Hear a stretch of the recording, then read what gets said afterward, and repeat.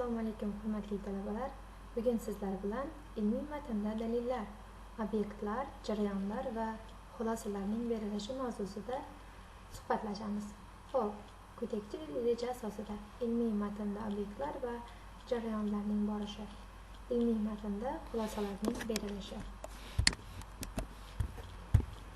Matn yozilgan, ko'chirilgan yoki bosilgan ijodiy ilmiy asar, nutq, hujjat va shu kabilar yoki ularning bir parchasi. Muzika asariga, masalan, biror kuyga, opera, romans va shu kabilarga asos bo'lgan she'r, so'z. Poligrafiyada yirik shriftlardan birining nomi. Mazmuniy va kommunikativ yaxlitligi tarzidagi butunlik. Matn eng avvalo nutq shakli, og'zaki va yozma bo'ladi. Narsa, voqea, hodisalar haqidagi ma'lumot, xabarlar yig'indisi. Mazmuniy va struktural tugallikka ega yirik sintaktik birlik. Biror muallifning nutqi. Tahlil qilish uchun berilgan qo'lyozma, nashr yoki bularning boshqa ko'rinishi. Mazmunan ketma-ketlik xarakteriga ega bo'lgan bir necha gaplar yig'indisi. Ilmiy tadqiqot nima? Yangi bilimlarni ishlab chiqish jarayoni, bilish faoliyati turlaridan biri. Unga obyektivlik, ishonchlilik, aniqlik xos.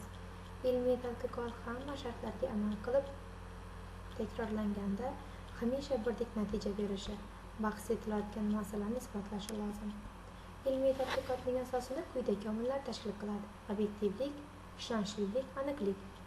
Obyektivlik lotincha narsa degan ma'noni anglatib, inson amaliy va bilish faoliyatiga qaratilgan predmet, voqea yoki hodisa. Ishonchlilik keltirilgan fikrni dalillar bilan argumentlash, ya'ni isbotlash. Aniqlik mos yozuvlar qiymatiga yaqin bo'lgan yoki haqiqiy qiymat yoki haqiqiy kattalik deb nomlangan natijani bildiradi. Haqiqiy qiymatga qanchalik yaqin bo'lsa, haqiqiylikka qanchalik yaqin bo'lsa, natijalar shunchalik aniqroq bo'ladi. Ilmiy tadqiqot turlari. Ilmiy tadqiqotlar ko'zlangan maqsadi, tabiat yoki ishlab chiqarish bilan bog'liq darajasi, ilmiy ishning xarakteri va chuqurligiga inobatga olgan holda fundamental, amaliy va ishlanmalarga bo'linadi. Fundamental tadqiqotlar prinsipial, yangi bilimlarni yaratish, barpo etish va oldinda mavjud bilimlar sistemasini rivojlantirishga qaratiladi va undan maqsad tabiatning yangi qonunlarini yaratish, kashf etish, voqeliklar orasidagi bog'liqliklarni ochib berish va yangi nazoratlar yaratishdir. Masalan, elektromagnit maydon nazariyasi, agroinjeneriyadan resurslar tejamkorligi, ilmiy metodologiyasini yaratish, energiyani muhitda harakatlanishi qonuni va hokazolar.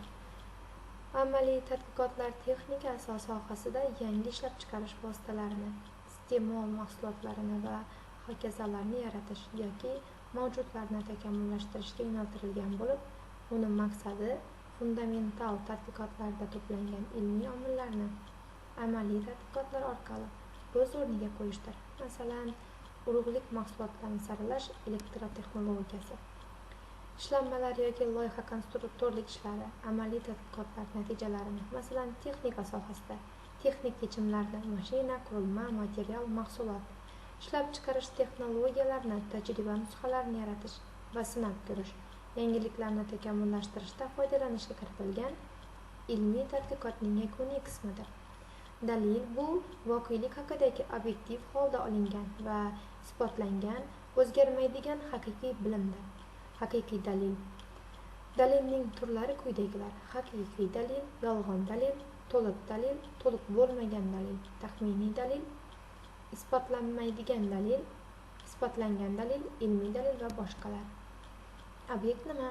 Obyekt lotincha obyektum, narsa, anjom, falsafiy toifa, epistemologiya doirasida haqiqatda mavjud bo'lgan, kuzatuv, o'rganish jarayonining va subyektning, kuzatuvchining e'tibori qaratilgan predmet, voqea, hodisadir. Jarayon nima? Jarayon biron narsaning rivojlanishiga, hodisa, holatlarning birin-ketin almashinuvi, biron bir natijaga erishish uchun bo'ladigan ketma-ket harakatlarning majmui, ishlab chiqarish, sudda ishni ko'rish tartibi, sud ishini yuritish, sud majlisi, muhokama. Faraz nima? Faraz ilmiy taxmin bo'lib, tajribada tekshirishni talab etadi va nazariy jihatdan ishonchli ilmiy nazariya bo'lish uchun asoslanishi lozim. Fan masalalarini hal qilish omili bo'lib nazariyalar ishlab chiqish, borliq obyektiv qonunlarni ochish, ilmiy faktlarni aniqlash va hokazolar hisoblanadi. Kuzatish nima? Kuzatish bu bilish usuli. Bunda obyektni o'rganish unga aralashuvsiz amalga oshiriladi. Mazkur holda faqat obyektning xossasi, uning o'zgarishi 22 ta tavsifi qayd etiladi va o'lchanadi. Masalan, elektr ta'minoti liniyani yil mobaynida rasmlash transformatsiyasi ajratib qo'yilishi sonini kuzatish. Elektr motorning 1 yil mobaynida ishdan chiqish sonini kuzatish va boshqalar.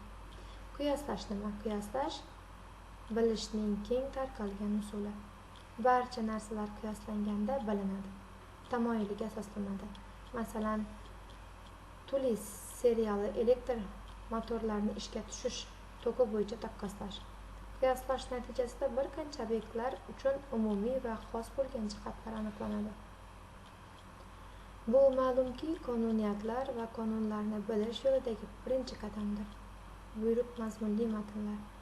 Odatda ishdan nega kech kelganingizni surishtirsa hayron bo'lmang. Bo'yinbog'ingizni yechishga ko'maklashish bahonasida yog'ingizni hidlab ko'rsa hayron bo'lmang. Majlisda nima masala ko'rilganini so'rasa hayron bo'lmang. Kimning yonida o'tirganingizni so'rasa hayron bo'lmang. Telefoningizni rangi qanaqaligini so'rasa hayron bo'lmang. Necha kishi qo'ng'iroq qilganini so'rasa hayron bo'lmang. Qayerda tushlik qilganingizni so'rasa hayron bo'lmang. Bufet nechanchi qavatdaligini so'rasa hayron bo'lmang. Nima ovqat yeganingizni so'rasa hayron bo'lmang. Sizga choyni qaysi qo'li bilan uzatganini so'rasa hayron bo'lmang. Boringki, oftob qaysi tomondan chiqqanini so'rasa ham hayron bo'lmang. Qiziquvchanlik ayolning tabiiy odati. Quyidagi parcha O'tkir Hoshimov ijodidan. Xo'p, nazorat savollari berilgan. 10 ta bular bilan tanishib chiqasiz. Uyga vazifa mavzuni o'qib o'zlashtirish. Mustaqil ilmiy adabiyotlar o'qib tahlil qilishga tayyorgarlik ko'rish. Ilmiy maqolalarda namuna topish, o'qib kelish. Mavzu yuzasidan foydali mavzuni prezentatsiyani tayyorlash uchun quyidagi asosiy adabiyotlardan foydalanildi va sizlarga ham ushbu adabiyot ro'yxatini taqdim etamiz.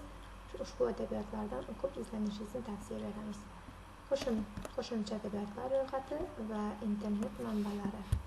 Xo'p, e'tiboringiz uchun rahmat. Sog' salomat bo'ling.